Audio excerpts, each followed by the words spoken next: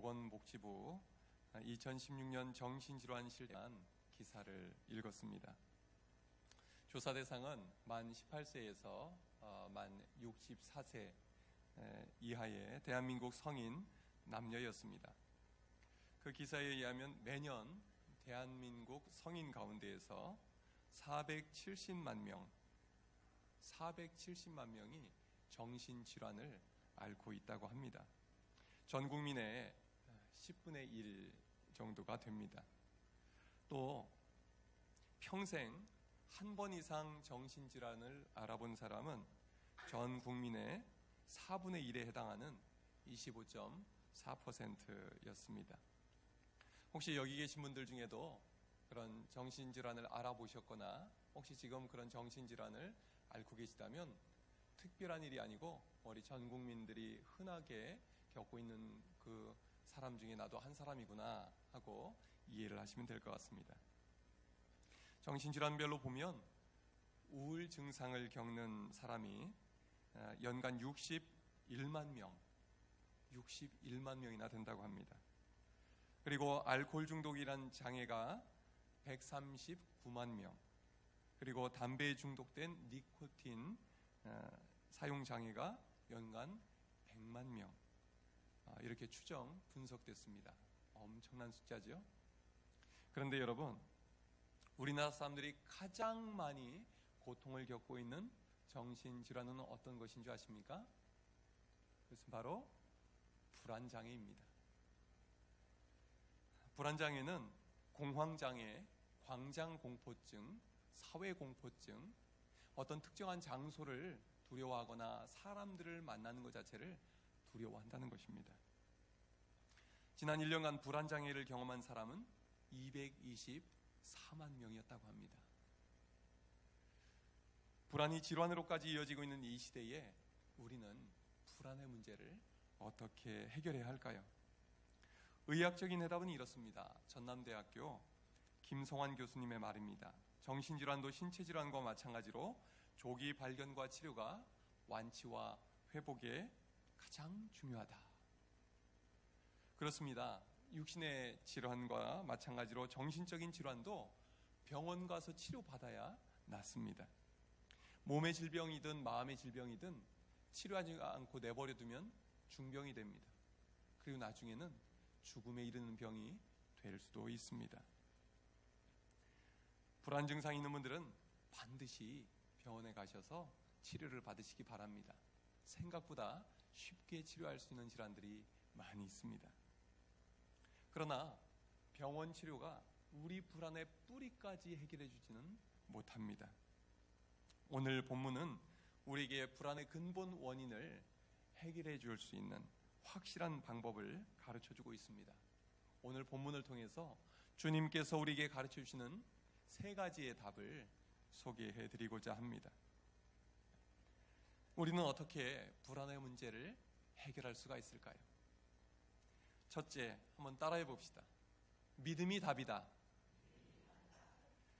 오늘 읽었던 본문 말씀 1절 함께 읽겠습니다. 시작. 너희는 마음에 근심하지 말라. 하나님을 믿으니 또 나를 믿으라. 아멘. 예수님은 말씀하십니다. 너희는 마음에 근심하지 말라. 예수님이 이 말씀을 하신 이유는 무엇일까요? 제자들이 지금 이 근심에 쌓여 있기 때문입니다. 제자들이 왜 근심에 쌓여 있었을까요? 그 이유는 예수님께서 이제는 제자들을 떠나시겠다고 폭탄 선언을 하셨기 때문입니다. 오늘 본문은 예수님이 제자들과 이별 인사를 하는 장면입니다. 예수님은 이제 이 땅에서 사역을 끝낼 때가 오신 것을 아셨습니다. 그래서 제자들을 불러 모아서 그 발을 하나하나 다 씻어주셨습니다. 그리고 제자들에게 유월절 만찬을 베푸셨습니다. 빵을 나눠주시고 포도주를 나누어 주셨습니다. 그러면서 말씀하십니다. 받아 먹어라. 이것은 내 몸이다. 받아 마셔라. 이것은 너희를 위하여 흘리는 나의 언약의 피다. 그리고 예수님은 이어서 말씀하십니다. 너희 중에 한 사람이 나를 팔 것이다. 베드로가 예수님께 말씀드립니다. 주님, 어디로 가시든지 제가 목숨 걸고 따라가겠습니다. 주님이 말씀하십니다. 네가 지금은 나를 따라올 수 없다. 예수님이 이전에도 여러 번 말씀하셨습니다. 인자가 많은 고난을 받게 될 것이다. 그리고 죽임을 당하게 될 것이다. 그 다음에는 사흘 뒤에 살아날 것이다. 제자들은 주님을 따르기 위해서 모든 것을 다 버렸습니다. 그리고 3년 동안 주님만 따라다녔습니다. 주님 말씀에 순종했습니다. 그런데 그 주님이 이제 곧 죽으신다는 것입니다. 제자들을 지금 떠나가시겠다는 겁니다. 이때 제자들의 마음이 얼마나 불안하고 두려웠겠습니까? 그때 주님은 제자들에게 말씀하십니다. 마음에 근심하지 말라. 여러분, 이 상황에서 어떻게 근심을 하지 않을 수가 있겠습니까? 예수님이 떠나가시면 그 다음은 어떻게 하란 말입니까? 제자들의 마음이 답답하고 눈앞이 캄캄하고 막막하지 않았겠습니까? 근심하지 말라 하시면서 예수님이 내려주신 처방은 무엇입니까? 1절에서 하나님을 믿으니 또 나를 믿으라. 예수님이 주신 해법은 믿음이었습니다. 이 부분을 헬라어의 의미를 그대로 살려서 읽으면 하나님을 계속 믿어라. 그리고 나를 계속 믿어라. 그런 말씀입니다. 예수님은 제자들에게 예수님의 떠나가심 때문에 근심하지 말라고 하십니다. 대신 하나님을 믿고 예수님을 믿으라는 것입니다. 여러분, 믿음은 무엇일까요? 맡기는 것입니다. 믿고 맡기는 것입니다. 우리가 믿으면 맡길 수 있습니다. 믿지 못하면 맡길 수 없습니다. 우리가 맡길 때는 정말 믿을 수 있는 곳에, 믿을 수 있는 이에게 맡겨야 합니다. 예전에 몇 년 전이었죠. 부산의 모 저축은행이 영업정지가 되고 파산이 나서 정말 수많은 서민들, 일생 모았던 재산을 맡겼던 이들이 눈물 흘렸던 그런 장면이 눈에 선합니다. 믿지 못하면 맡길 수가 없습니다. 근심거리를 맡기지 않고 붙잡아 두고 있으면 두통거리가 됩니다. 불면증의 원인이 됩니다. 정신질환의 뿌리가 됩니다. 우리의 근심거리를 하나님 아버지께 믿고 맡겨라. 주님은 말씀하십니다. 우리의 불안한 마음을 예수님께 믿고 맡기라는 것입니다. 맡기면 책임져 주십니다. 맡기면 해결해 주십니다. 신정 안정제와 수면제 없이 살지 못하던 한 여인이 있었습니다. 이분은 우울증 환자였습니다. 그래서 약물로도 치료해보고 한방 치료도 받아보고 또 일반 병원에 가서도 치료 받아봤지만 아무 소용이 없었습니다. 별별 치료를 다 받아봐도 여전히 마음은 불안하고 초조하고 불면증이 해결되지 않았습니다. 너무나 고통을 받던 중에 오랜 고민 가운데 죽기로 결심했습니다. 막상 죽기로 결정을 하고 나니까 또 다른 고민이 시작이 됐습니다. 어떻게 죽어야 될까?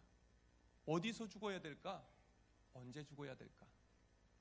여러 가지 고민을 해보면서 수면제를 먹고 죽는 것이 가장 손쉬운 방법이겠다 생각했습니다. 그래서 이 약국 저 약국 가서 수면제를 사서 나중에 이제 충분할 만큼 모았습니다. 어디서 죽어야 할까? 안방에서 죽어야 할까? 욕실에서 죽어야 할까? 아니면 공원에 가서 죽을까? 역에 가서 죽을까? 이런저런 생각을 좀 하다가 자기가 평소에 눈여겨봤던 교회가 생각났습니다. 그래, 교회 가서 죽으면 교회 사람들은 나를 뒤처리를 잘해줄 것 같아. 그런 마음이 들었습니다. 언제 죽어야 할까? 고민하다가 이제 연말도 돼가고 하니까 12월 말쯤에 죽어야겠다 하고 12월 말에 어느 날 교회를 저녁에 찾아갔습니다. 가보니까 교회가 불이 꺼져 있습니다. 아무도 없구나. 그리고 교회 문을 열고 들어가는 순간 소스라치게 놀랐습니다. 그곳에서는 울며 불며 소리치며 기도하는 사람들이 많이 있었기 때문입니다. 나처럼 죽을 일 많은 사람들이 모여있나 보다 생각이 들었습니다. 그래서 뒤에 빈자리에 앉아서 가만히 무슨 일이 일어나나 지켜봤습니다. 그날 그 교회는 성탄절을 맞이하기 위해서 특별 철야 기도회를 하고 있었답니다. 얼마 뒤에 불이 켜지고 찬송을 부르고 또 설교 말씀이 들려왔습니다. 그런데요, 그날 저녁 그녀는 그곳에서 은혜를 받았습니다. 그리고는 죽어서는 안 되는 이유, 살아야만 하는 이유를 발견했습니다. 그 이유는 바로 예수님을 믿게 됐기 때문입니다. 말씀을 듣다가 예수님을 만나게 된 것입니다. 불이 꺼지고 다시 통성기도가 시작이 됐습니다. 이제는 이 여인이 실컷 울면서 하나님 앞에 기도합니다. 눈물이 바닥날 때까지 울었습니다. 자기의 모든 문제를 주님 앞에 다 맡겼습니다. 그리고 그 마음에는 평안이, 그리고 삶의 의미가 찾아왔습니다. 그분이 지금은 죽으려고 찾아갔던 그 교회에서 집사님이 되었고, 또 새가족들을 섬기는 새가족부에서 일하고 있다고 합니다. 여러분, 주님을 믿으면 평안을 주십니다.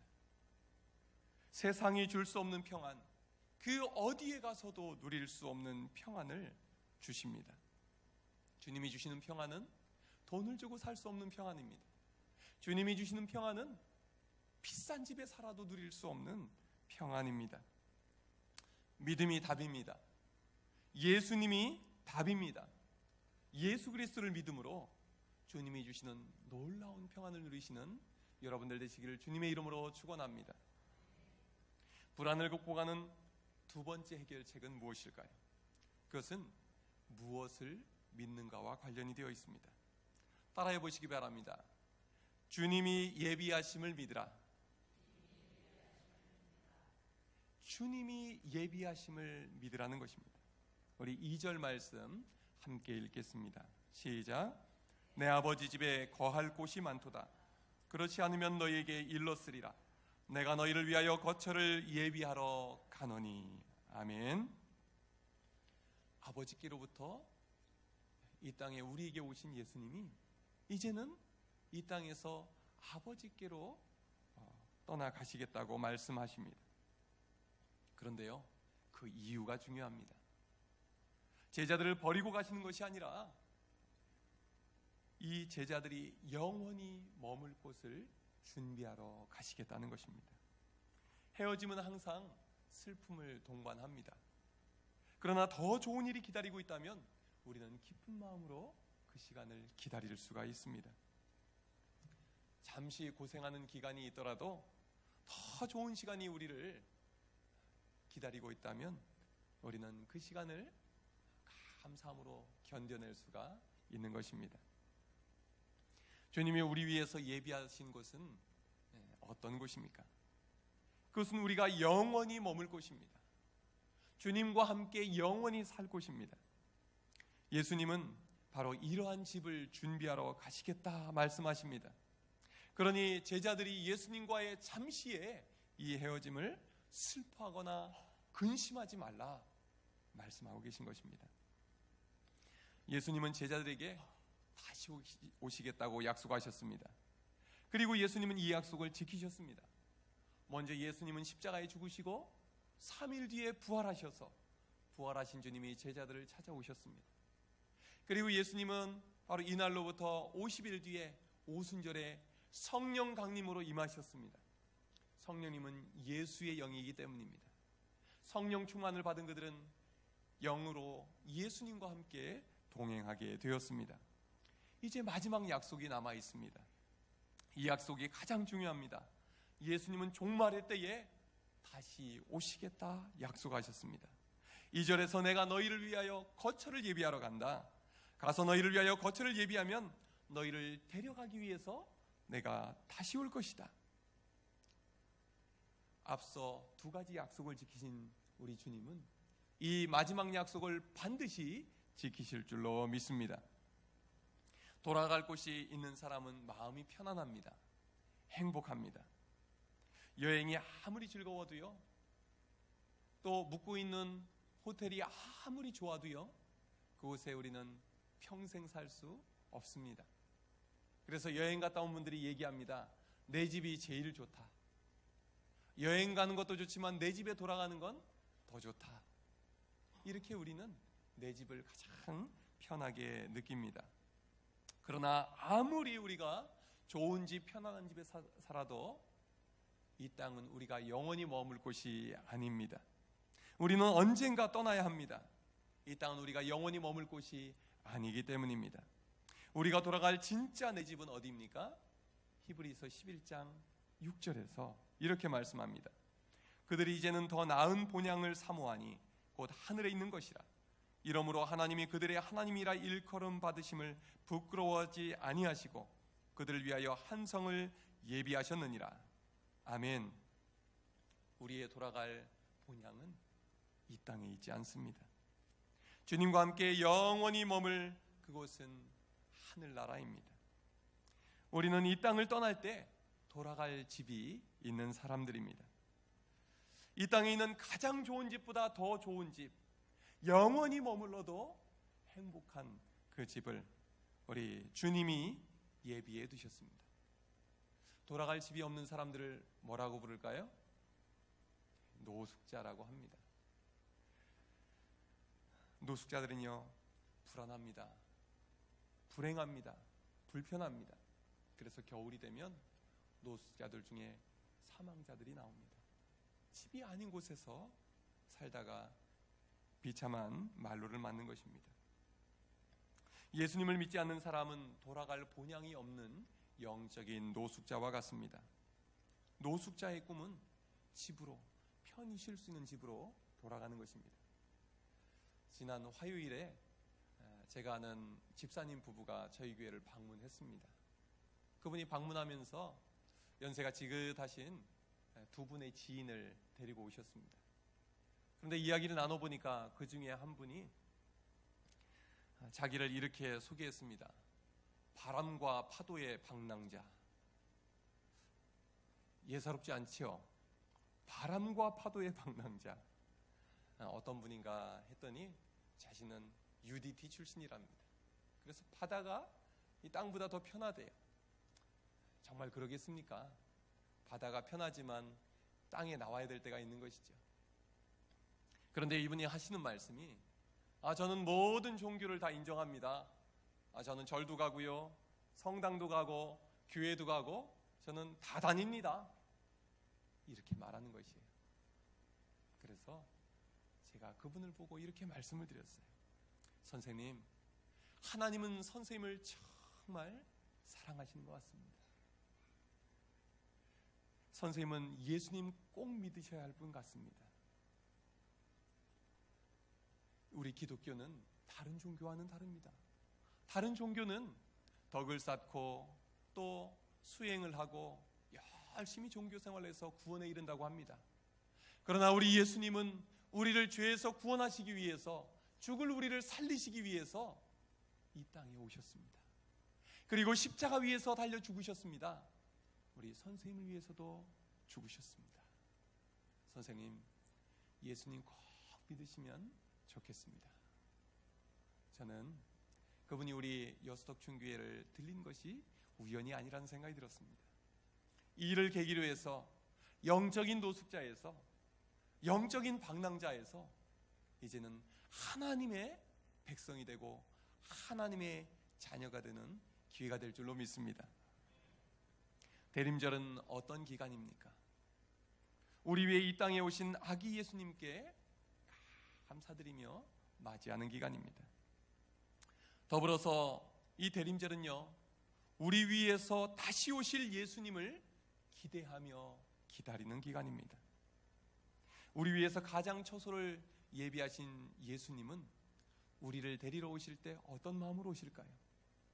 가장 좋은 처소를 예비하고 우리를 데리러 오시는 예수님의 그 마음은 얼마나 기쁘시겠습니까? 얼마나 신이 나시겠습니까? 우리는 이 예수님을 기쁜 마음으로, 설레이는 마음으로 지금 기다리고 있습니까? 우리는 이 땅에서 잠시 살 뿐입니다.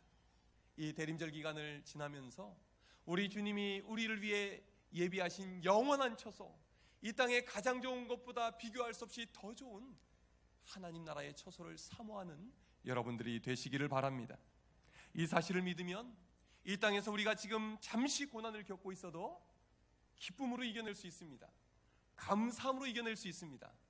우리에게는 더 좋은 집이 있기 때문입니다. 여러분, 근심 걱정에 눌려 살지 마시고 이 땅에서부터 이 좋으신 주님과 동행하며 천국을 미리 맛보며 사시는 여러분들 되시기를 주님의 이름으로 축원합니다. 마지막 세 번째로 불안을 극복하는 해결책은 무엇입니까? 따라해 봅시다. 주님이 영접해 주심을 믿습니다. 주님이 영접해 주심을 우리는 믿습니다.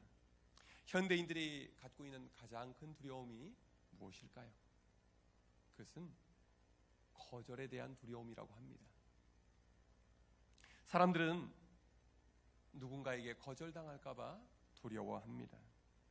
누구의 눈 밖에 나서, 어느 모임에서 눈 밖에 나서 내가 따돌림 당할까봐 두려워합니다. 우리는 종종 가장 가까웠던 사이가 가장 먼 사이가 되는 일을 경험하곤 합니다. 여러분들은 어떠십니까? 내침 받아본 경험이 있으십니까? 아니면 누군가를 내쳐본 경험이 있으십니까? 사람들은 다른 것에 대한 두려움보다 인간관계에 대한 두려움, 그 관계 속에서의 거절받을 것에 대한 두려움이 가장 크다는 것입니다. 우리 덕춘교회는 다른 곳에서 거절당한 사람들도 이곳에서는 환영받는 교회가 되기를 바랍니다. 우리 교인들은 다른 사람들은 거절해도 나만은 따뜻하게 맞아줄 수 있는 그런 주님을 닮은 분들이 되시기를 주님의 이름으로 축원합니다. 그런데요, 사람에게 거절받는 것보다 더 큰 두려움은 무엇일까요? 그것은 바로 하나님께 버림받을 것에 대한 두려움입니다. 하나님께 벌을 받을 것에 대한 두려움입니다. 하나님이 나에게 복을 주지 않을까봐 두려워하는 두려움입니다. 그런데요, 이 두려움은요, 모든 인간들이 가지고 있습니다. 마치 본능과도 같죠. 그래서 이 세상에는 그렇게 수많은 종교들이 생겨나게 되었습니다. 세상의 모든 종교는 저마다 자기가 섬기는 신의 마음을 흡족하게 해서 복을 받고 재앙을 면하기를 바랍니다. 사람들은 더 많이 받기 위해서 많이 바치려고 합니다. 그리고 그 신에게 미움을 사지 않기 위해서 지성을 바칩니다. 이런 신앙을 가진 사람들은요, 고난이 닥치면 내 정성이 부족했나 보다, 그렇게 생각하면서 더 바치고 더 열심을 내야 한다고 생각합니다. 이런 신앙의 뿌리는 두려움과 불안입니다. 그런데 우리 주님은 뭐라고 말씀하십니까? 내가 지금 너희를 떠나가는 것은 너희 거처를 예비하기 위함이다. 너희를 위하여 거처를 예비하면 내가 다시 올 것이다. 그래서 내가 너희를 있는 모습 그대로 영접해서 나와 함께 영원히 그 처소에서 살게 될 것이다. 지금 주님이 주신 말씀 중에 두려움을 불러일으키는 말씀이 있습니까? 지금 이 말씀을 들으니까 마음이 불안해지시는 분들이 계십니까? 우리 주님은 우리를 구원하여 주실 때도 있는 모습 그대로 받아주시고 구원해 주십니다. 그리고 우리 주님은 우리를 천국으로 인도해 주실 때도 우리를 있는 모습 그대로 받아주십니다. 우리가 주님을 먼저 영접해야 되는 것인데 주님이 먼저 우리를 영접해 주시겠다는 것입니다. 주님은 불안해하는 제자들에게 지금 평안을 주고 계십니다. 주님은 지금 두려워하는 제자들의 마음을 안심시켜 주십니다. 참 좋으신 예수님, 할렐루야.